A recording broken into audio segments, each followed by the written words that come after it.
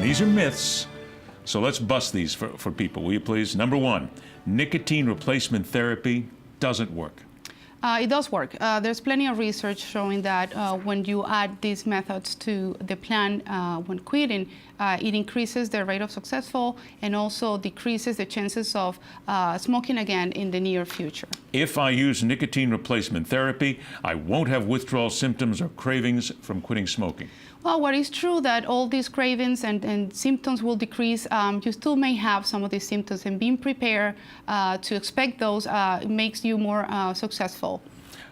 Myth, again myths. If I use one NRT product, I can't use anything else. Yeah, so definitely not true. I mean, we do recommend, as we mentioned before, to use both the long-acting, which is a nicotine patch, as well as some of the quick release, like the nicotine gum, and it's completely safe to do so. Just don't cover your body in nicotine patches. That would be bad along the line somewhere here. Myth, NRT is too expensive. Well, some of the insurance will cover the cost of these replacement therapies.